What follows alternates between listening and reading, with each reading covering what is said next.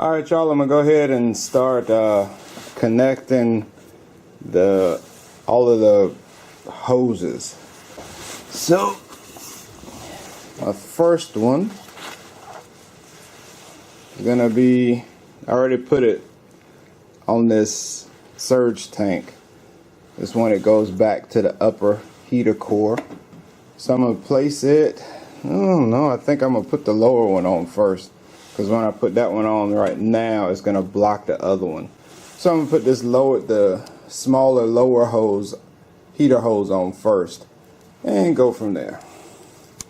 It looks like it would be a lot easier for me to be right if this, number one, this wire here should probably be behind this brace to get it out of the way, and then these rubber hoses should probably run under this. I'm gonna disconnect this AC line and move all this stuff around.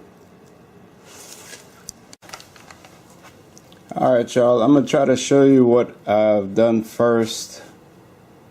This one's not all the way in. This came last. This and I had it labeled when I took it off. I put on here upper and lower so that I know when I put it back together. But anyway, that's the last thing I put up here, was this whole assembly. Has a piece going back here. I haven't connected it yet, just so I remember it's not been tightened down. But again, this is the last one that I put on. The one before this one was this twin. It had tie wraps on it from the factory, so I kept these two together. So I put this one on before this last one, and once I had it connected up under here, then up under the surge tank, once it was connected, then I put on the surge tank and made the final connection up under the surge tank. Put the surge tank on top of it, and all of that is now done. Surge tank, I need to put these screws in the top of the surge tank, but again, I'm just trying to make sure everything is fitting up, and I think that's it. It'll be pretty self-explanatory when you try to put stuff on. If you mess up, then you just have to pull it back off and start again. After I put this second one on, this two-piece tube has the tie wrap from the factory. After I connected it, after I connected it, then I made the final connection with this big tube going down to the bottom of the radiator. I haven't tightened it up yet. I made the hose clamp connection. Only one I have left to do is this number here. Goes on the other side.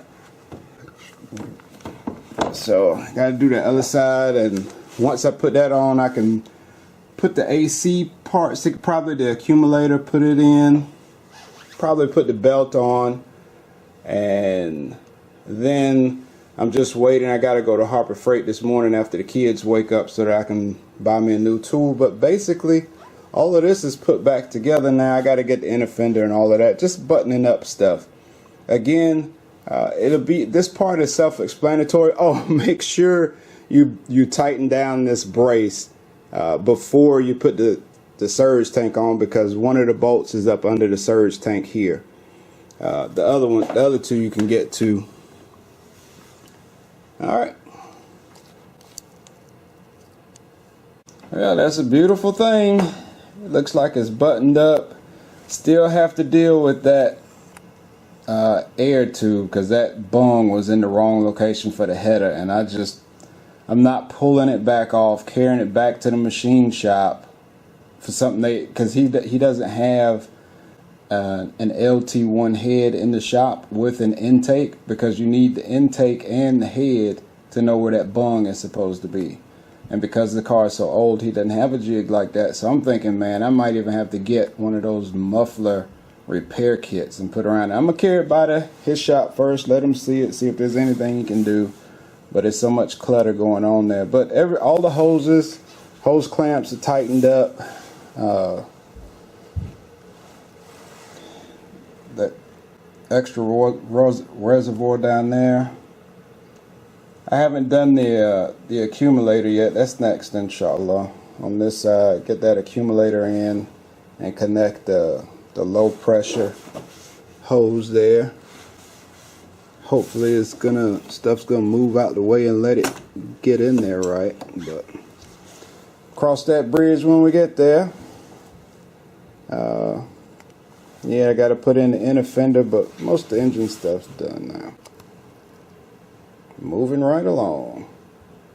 I even put the Corvette cover back on. Got the fuel lines plugged in. Got the fuel secure, nut tightened there. That's everything over here.